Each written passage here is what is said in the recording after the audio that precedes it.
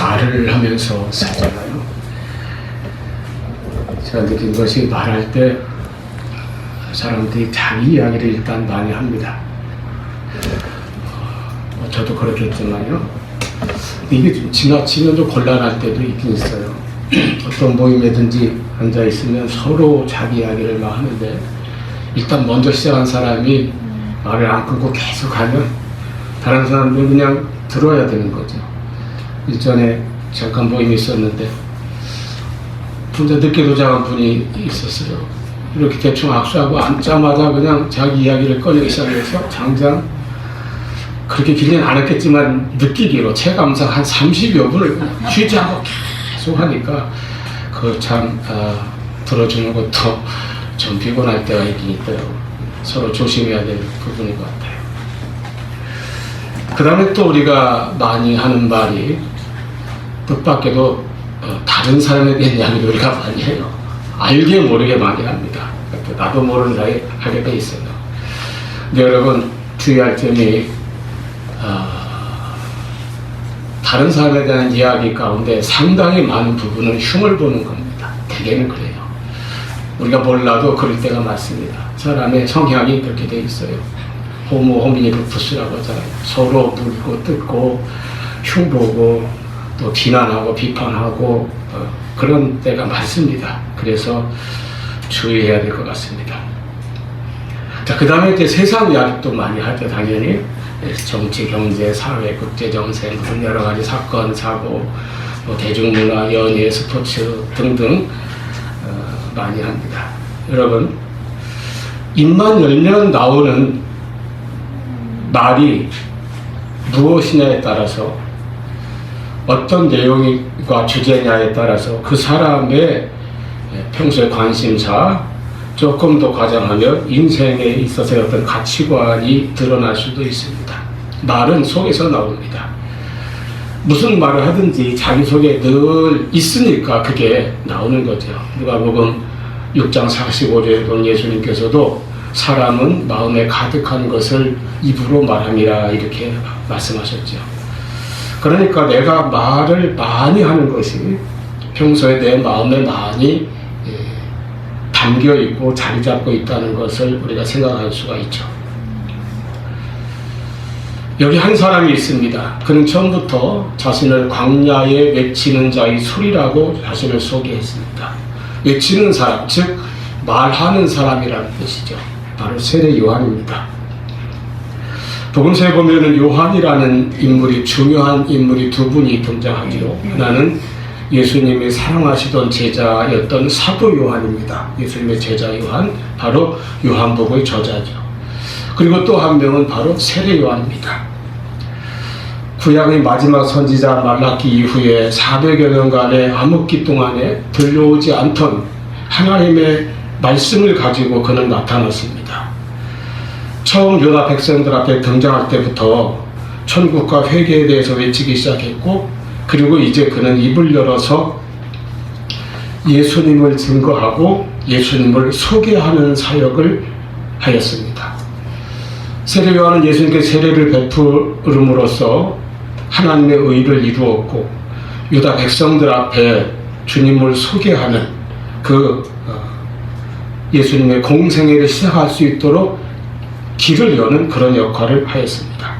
오늘 본문 말씀이 바로 예수님을 최초로 유다 여러 이스라엘 무리들 앞에 모습을 나타내신 예수님을 공식적으로 소개하는 세례 요한의 그 외침을 우리가 읽고 들은 것입니다. 다시 말해서 이분은 입만 열면 예수님을 전하고 예수님을 소개하는 말을 하는 삶을 살았습니다. 그는 실로 옛적의 선지자 이사야가 예언했던 바와 같이 예수님의 오실 길을 예비하는 자로 이 땅에 보냄을 받은 사람이었습니다. 아예 하나님께서 태어날 때부터 그렇게 작정하시고 그렇게 예비하시고 보내셨죠. 이것이 그의 인생의 사명이요 목적이었던 것입니다. 그는 긴 인생을 산 것도 아니었습니다. 불의한 헤롯의 죄를 지적하고 책망하다가 처형당했습니다. 그러나 짧은 생애에서 입만 열면 회개와 천국의 메시지를 외치고 입만 열면 예수님을 소개하고 전하는 말이 그에게서 나왔던 것입니다. 아멘. 예수님을 이스라엘 무리들에게 소개하고 자기 제자들에게까지도 예수님이 메시아이심을 가르쳤습니다.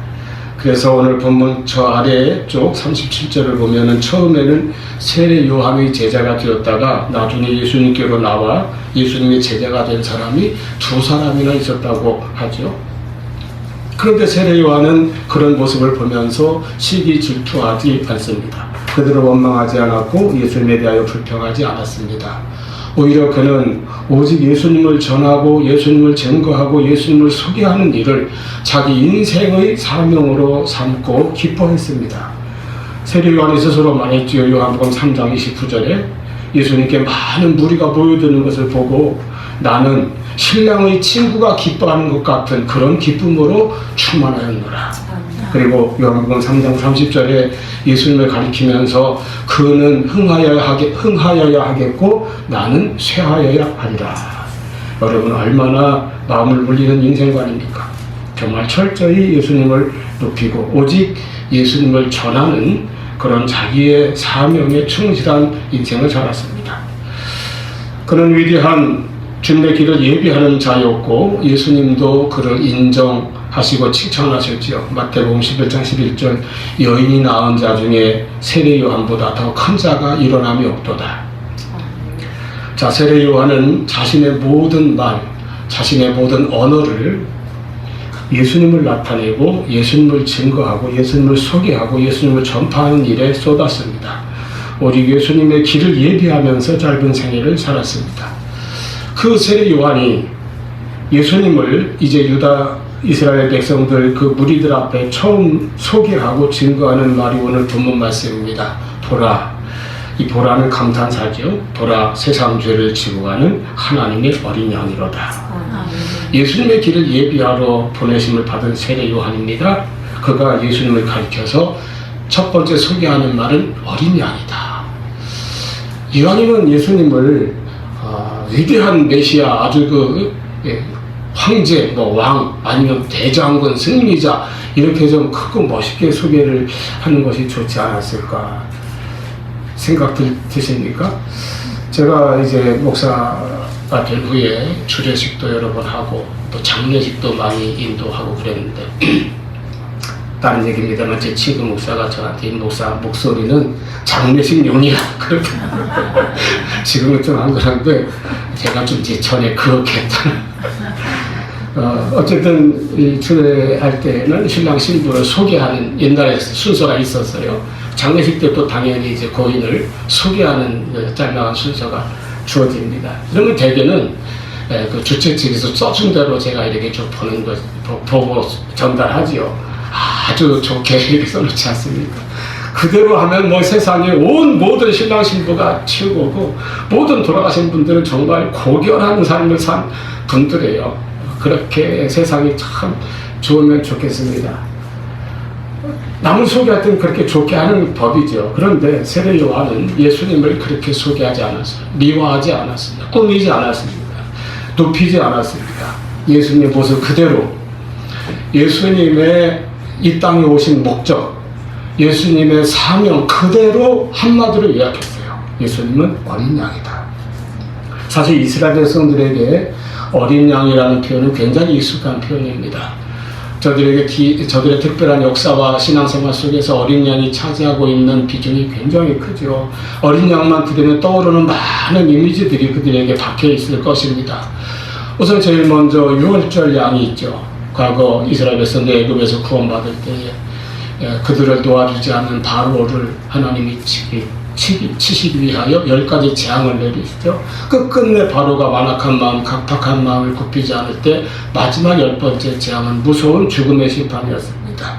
이 죽음의 천사가 애굽 전역을 다닐 때에 하나님께서 이스라엘 백성들을 보호하시기 위하여 한 방법을 가르쳐 주셨어요. 그것이 바로 유월절 어린 양입니다. 집집마다 어린 양을 잡아서 그 피를 문설조 좌우인방에 바르고 온 가족이 그 집안에 들어가 있어야 그러면 천사가 그 집을 넘어갈 것이다. 그래서 그들은 죽음의 심판에서 보호를 받고 구원을 받았어요. 어린 양이 피 흘려 죽었기 때문입니다. 또 이스라엘 백성들이 광야에서부터 아침 저녁으로 드리던 번제의 어린 양이죠. 하나님 앞에 제사 드릴 때마다 번제뿐만 아니라 속죄나 속건제나 어떤 제사를 드리든 희생 제물을 드려야 했어요.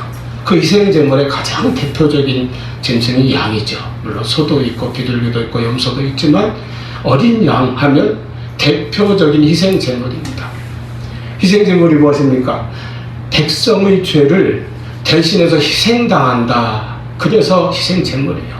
죄를 지은 사람이 제사 앞에 나옵니다. 나올 때 짐승을 가지고 나와요. 어린 양을 가지고 나옵니다. 1년 된 수컷 흠없는 양을 가지고 와서 제사 앞에 내려놓고 자기 죄를 다 자복해요. 그러면 제사장이 그 죄를 그 양에게 뒤집어 씌웁니다. 전가시킨다 그러죠. 그 양의 머리에 안고 손을 얹고 그 죄를 다 전가시킨 다음에 그 양을 잡아서 제사를 드리는 거예요. 양이 피 흘려 죽습니다. 백성의 죄를 위해 대신해서 죽는 거죠. 그렇게 제사를 드릴 때 그 제사를 받으시면 그 죄가 사함을 받았어요. 이것을 희생제사라고 합니다. 그때마다 드려졌던 어린 양의 희생이 있어서 이스라엘 백성들이 하나님 앞에 다시 나아가게 되고 다시 회복하게 되고 이렇게 되었던 것이죠. 특별히 1년에 한 번 대속죄일 날에는 아사셀의 염소인데 사실은 아사셀의 양을 또 잡아서 모든 이스라엘 백성들의 죄를 다 그에게 전가시킨 다음에 광야로 보내는 그러한 의식도 행하였습니다. 이렇게 이스라엘의 긴 신앙생활 속에서 역사 속에서 양은 일단 희생 제물입니다. 자기들을 대신해서 자기들의 죄를 대신 다 짊어지고 죽음을 당하는 희생 제물이었어요. 세례 요한은 이렇게 이스라엘 백성들에게 잘 깊이 알려진 익숙한 그 용어를 사용해서 예수님을 소개하고 있는 것입니다. 이분은 어린 양이다. 주의 길을 예비하러 보내심을 받은 세례 요한은 바로 이제 메시아로서의 공생애를 시작하시는 첫 시간에 주님을 그 대중 앞에 무리 앞에 예수님도 자신의 모습을 처음 나타내시며 세례 요한이 예수님을 소개하는 첫 자리에서 어린 양이라고 하는 칭호를 예수님께 사용하면서 소개하고 있는 것입니다. 그러므로 여러분, 예수님은 어린 양이십니다. 어린 양인데 어떤 어린 양입니까? 첫째로 하나님의 어린 양이라고 했어요. 보라, 하나님의 어린 양이로다. 아까 말한 것처럼 이스라엘 모든 백성들이 다 익숙하게 알고 있는 어린 양이지만은 거기에 특별히 세례 요한이 강조한 것은 하나님의 어린 양이라는 것입니다. 이렇게 함으로써 이제 예수님은 단지 한 민족 이스라엘 백성만을 위한 어떤 특수한 그런 좁은 의미에서의 양이 아니고 온 인류를 향하신 하나님의 사랑과 구원을 나타내시는, 이루시는 그런 어린 양으로 소개가 되고 있습니다. 이제 예수님은 이스라엘만의 메시아가 아니라 온 인류에 해당되는 구원자의 이름으로, 보편적인 이름으로 하나님의 어린 양으로 소개되었습니다. 하나님의 이 말은 하나님께서 준비하신 그런 뜻이죠. 또 하나님께서 보내신, 하나님께 속하는 이라는 뜻입니다.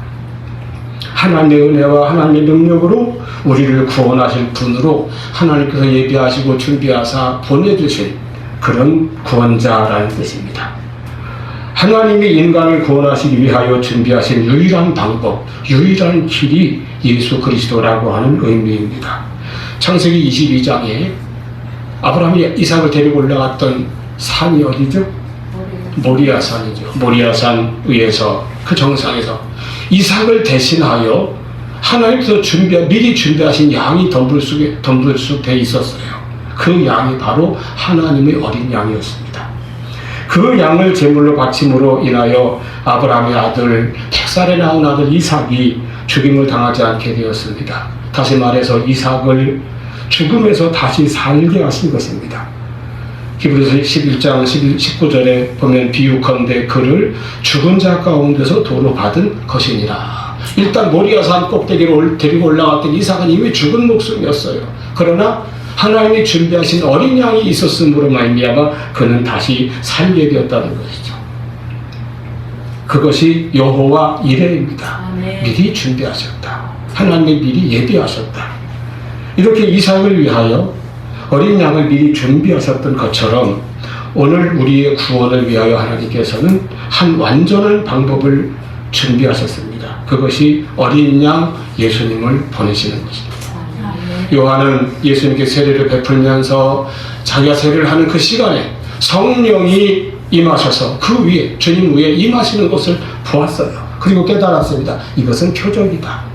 성령이 임한 것은 바로 표적이라는 것입니다. 이분이 메시아라고 하는 증거요 표적입니다. 하나님께서 주신 증거였던 것입니다. 그래서 33절에 보면 나도 그를 알지 못하였으나 세례가도 처음엔 예수님을 메시아로 안 것은 아니에요.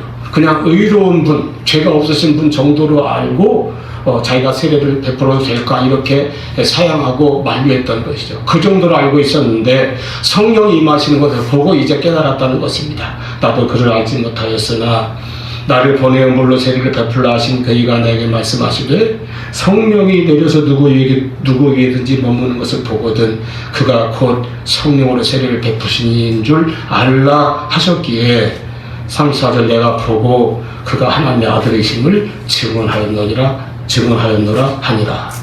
그래서 다음날 예수님께서 나오시는 것을 보고 그 예수님을 가리키며 요한이 외쳤던 것입니다. 보라, 이분은 하나님께서 보내신 대속의 어린 양이시다. 이분은 온 인류를 위한 구속자요 메시아이신 분이시다. 여러분, 구원자 예수님은 하나님의 어린 양입니다. 하나님께서 준비하신 양이고 하나님께서 보내신 양입니다. 인간의 구원은 하나님께로부터 나옵니다. 인간에서 나오지 않습니다. 세상 어디에서도 나오지 않습니다. 구원은 오직 하나님께로부터 나옵니다. 에베소 1장 3절에 찬송하리로다 하나님 곧 우리 주 예수 그리스도의 아버지께서 그리스도 안에서 하늘에 속한 모든 신령한 복을 우리에게 주시되 하나님께서 창세전에 우리를 택하시고 예수 그리스도를 통하여 우리를 구원하시기로 정하셨다고 그랬어요. 이것이 하나님의 큰 은혜입니다. 미리 우리를 구원하시려고 정하시고 그 구원의 방법을 위하여 독생자를 보내주신 것이죠. 그래서 우리의 구원은 인간의 노력이나 나의 행위, 나의 어떤 공로로 얻어지는 것이 아닙니다. 오늘 많은 사람들이 자기 어떤 노력으로 행위로 선행이나 고행이나 어떤 것을 통해서 구원에 이르고자 애쓰지만은 구원은 그렇게 얻어지는 것이 아닙니다. 구원은 오직 하나님의 은혜입니다. 그래서 거저 주시는 선물이라는 것이죠. 에베소 2장 8절 너희는 그 은혜에 의하여 믿음으로 말미암아 구원을 받았으니 이것은 너희에게서 난 것이 아니요 하나님의 선물이라. 할렐루야. 이제 우리 사회에 큰 문제가 되고 있는, 요즘만은 아니지만 유난히 극성을 부리는 많은 이단 사이비들이 신자들 얼굴에는 밤을 보여요. 구원 받으려면 우리 이 집단 안에 속해야 되고 이 14만 4천 명 안에 들어와야 되고 구원 받으려면 헌금을 얼마 해야 되고 몇 명을 전도해 와야 되고 자꾸 이 행위로 얼굴매잖아요. 행위로. 조건을 부여해가지고 꼼짝달싹 못하게 만들잖아요. 학교 그만두고 직장 그만두고 가족 버리고 다 바치고 들어갔는데 계속 해야 된다는 거예요. 뭐를 자꾸 다 해야 된다고 하는 것이죠.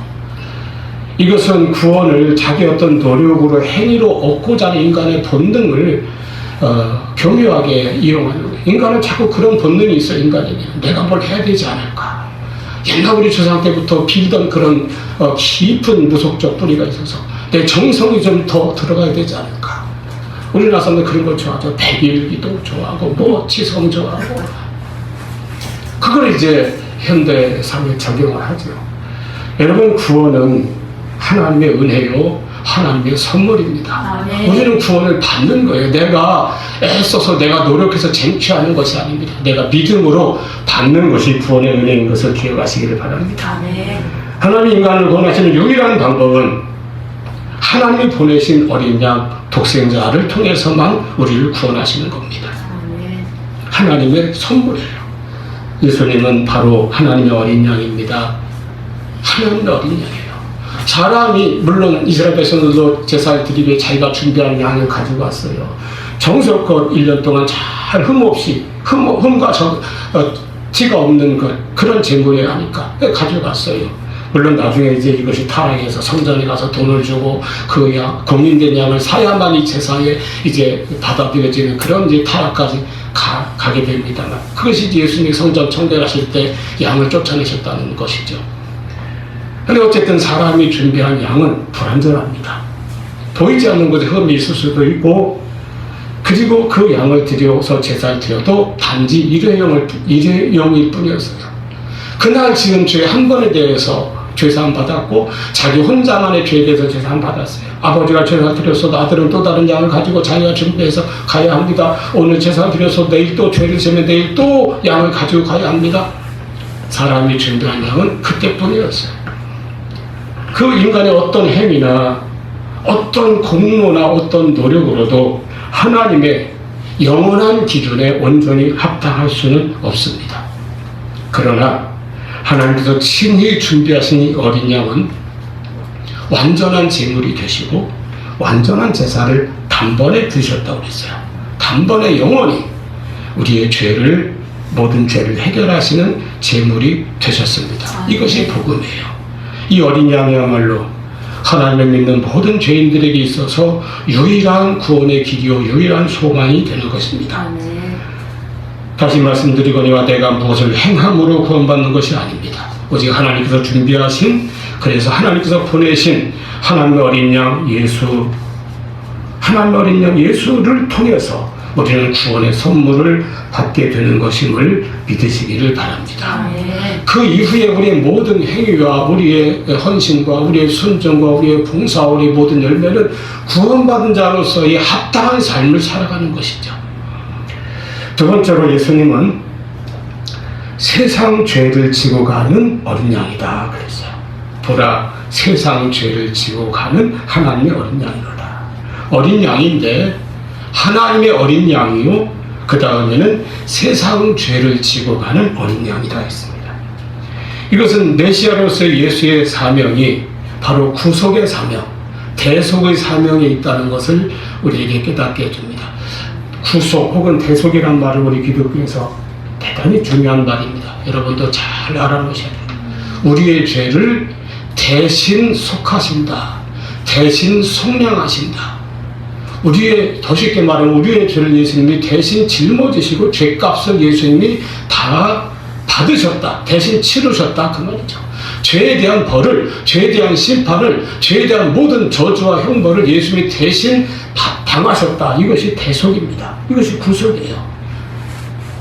그래서 우리가 예수님을 나의 대속자, 나의 구속자로 믿어야 되는 것입니다.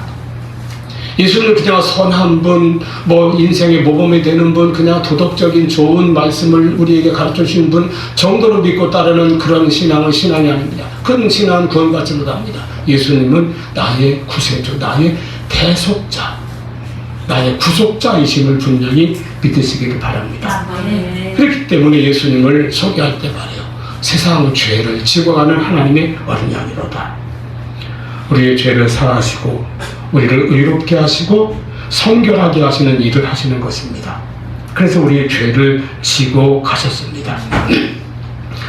다시 정리하면 예수님은 우리를 구원하시기 위하여 보내신 하나님의 어린 양이신데, 우리를 구원하시기 위해서는 먼저 해야 할 일이 있지요. 바로 죄 문제의 해결입니다. 이것이 해결되지 않고서는 하나님과 우리 사이의 관계가 막혀있고 끊겨있고 우리가 하나님께 나아갈 수가 없기 때문에, 그리고 죄가 우리 영혼을 얽어매어서 끊임없이 우리를 판결과 심판으로 멸망으로 끌고 가는 것이기 때문에 반드시 죄 문제가 먼저 해결되어야만이 우리가 구원의 문이 열리고 구원의 길로 나아갈 수가 있게 되는 것이죠. 이 죄 문제입니다. 인생의 문제는. 죄는 누르는 짐입니다. 양심을 누르고 영혼을 짓누르고 하나님과 우리 사이를 갈라놓습니다. 죄는 적당히 타협하고 합리화시킬 수 없는 실체입니다.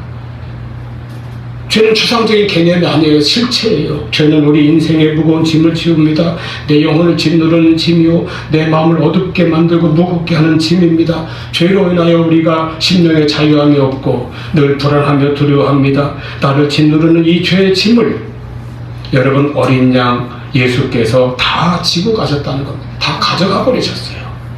일찍이 선지자 이사야가 예언했죠. 이사야 53장은 장차 예수님께서 이 땅에 오셔서 받으실 고난에 대하여 마치 현장을 목격한 것처럼 이미 750여 년째 예언하는 말씀인데 마치 당시 생생한 갈보리에 이사야가 있었던 것처럼 그렇게 정확하게 예언의 말씀을 기록하지 않습니까? 그래서 우리가 이사야 53장을 고난받는 종의 노래라고 부르기도 하죠.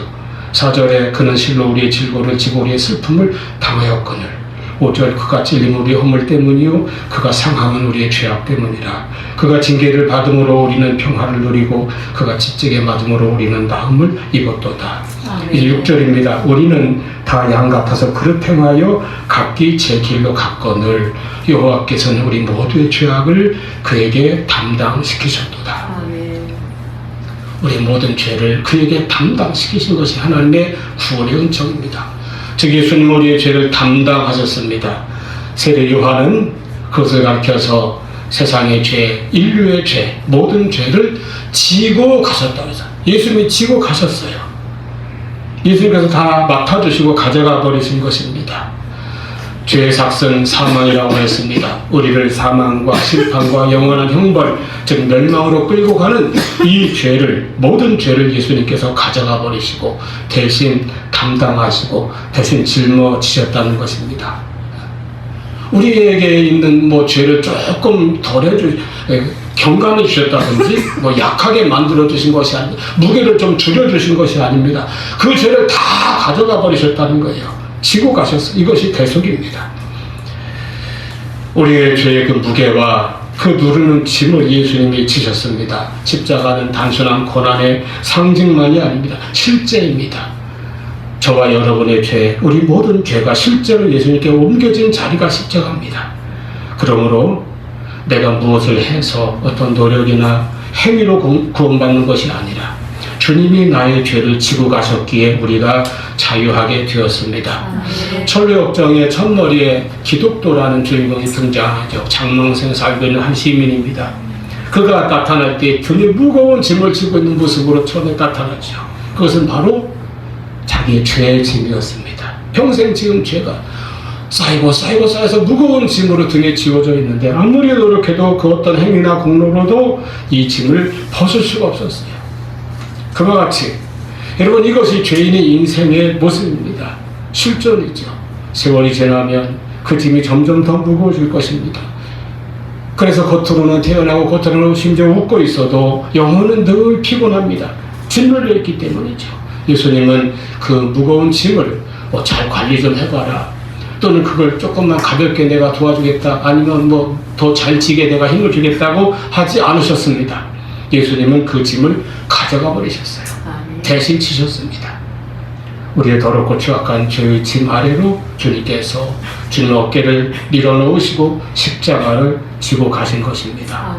우리의 반복되는 죄와 실패, 고민하고 떨쳐버리지 못하는 수치심과 죄책감, 실망과 자포자기, 심판에 대한 두려움과 불안, 이 모든 짐들까지 예수님께서 대신 짊어지셨습니다. 그래서 이제 세상 죄를 지고 가는 어린 양은 예수님께서 우리 위하여 희생제물이 되어주신 것을 말합니다. 죄로 인해 망가진 하나님과 우리의 관계를 회복시켜 주시려고 하나님께서 준비하시고 보내주신, 하나님이 정해주신 희생제물이 바로 예수님입니다. 그 예수님이 오셔서 우리의 죄를 다 가져가시고 그 죄를 위한 희생의 제사를, 완전한 제사를 드리신 곳이 바로 십자가입니다. 그러므로 이 사실이 우리의 죄, 저와 여러분의 한 사람 한 사람의 모든 죄, 어제의 죄, 오늘의 죄, 내일의 죄까지도 다 주님이 가져가셨다고 하는 사실, 얼마나 놀랍고 감사한 일입니까? 얼마나 크고 귀한 복음입니까? 이 복음으로 인하여 우리가 주님께 감사하며 하나님께 찬양과 영광을 돌려야 할 것입니다. 아멘. 여러분 한번 곰곰이 돌아보십시오. 나의 죄짐이 지금 어디에 있을까? 아직도 내가 짊어지고 있는지, 여전히 그 죄가 나를 짓누르고 내 영혼을 답답하게 누르고 있는지, 억압하고 있는지. 아닙니다. 예수님께서 다 담당하셨습니다. 다 짊어지셨습니다. 대신 가져가셨습니다. 오직 대속하신 예수님을 바라보시기 바랍니다. 아멘. 세상 죄를 지고 가신, 나와 여러분의 죄를 지고 가신 하나님의 어린 양 예수님입니다. 할렐루야. 아멘. 세 번째로 예수님을 어린 양이라고 할 때에 이제 예수님은 승리하신 어린 양이 되십니다. 이것은 세례 요한의 말은 아니에요. 그러나 예수님은 승리하신 어린 양이십니다. 특별히 요한계시록에 예수님을 그렇게 소개하고 있어요. 예수는 우리의 죄를 위하여 그 죄값으로 십자가에 고난당하시고 죽임을 당하셨습니다. 우리 모든 죄값을 다 치르신 것이죠. 그러나 3일 만에 부활하심으로써 죄와 사망을 이기셨습니다. 승리자가 되신 것이죠. 그래서 예수님은 승리자 어린 양으로 요한계시록에서는 무려 29군데에서나 그렇게 예수님에 대한 표현을 하고 있어요. 계시록 3장 5장 6절에 죽임을 당하신 하나님의 어린 양은 지금은 승리자요 영광을 받으실 이로 하늘 보좌에서 내 생물과 장로들 가운데 서 계시다고 했습니다. 오른손에 책을 들고 계시다고 그랬죠. 계시록 5장 12절 13절에 그 승리자 어린 양은 능력과 부와 지혜와 힘과 존귀와 찬송을 가지고 있다고 그랬습니다. 6장 1절에 보면 그 어린 양은 7인을 떼는 권세를 가지고 있다고 그랬죠. 7인은 마지막 때 되어질 일들을 보여주는 표적입니다. 그것을 떼는 권세를 어린 양 승리자가 가지고 있다는 것이죠. 계시록 7장 9절 10절에도 각 족속과 나라와 백성과 방언 가운데서 셀 수 없는 큰 무리가 흰옷을 입고 종려가지를 들고 보좌 앞에 나와서 어린 양 앞에 나와서 구원하심이 보좌에 앉으신 우리 하나님과 어린 양께 있도다 이렇게 찬송한다고 하였습니다. 계시록 7장 14절에 어린 양의 피에 옷을 씻어서 희비한 자들은 큰 환난에서 구원을 받는다고 말씀하셨습니다. 모든 말씀들이 예수님을 승리한 어린 양으로 그렇게 표현하고 있어요.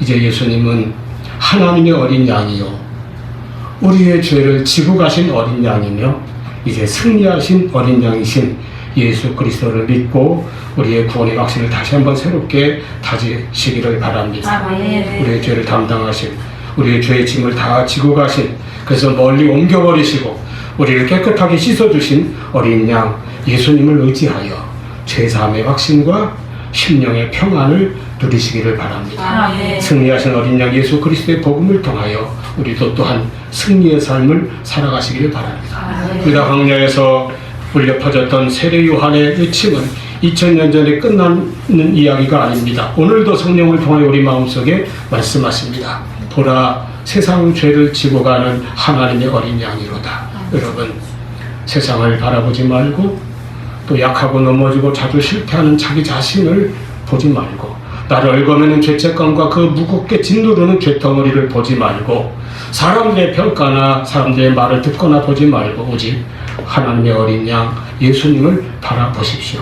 오늘도 예수님이 여전히 세상 죄를 우리의 모든 죄를 지고 가는 분입니다. 이분이 하나님의 아들이시오 우리의 구세주이십니다. 아멘.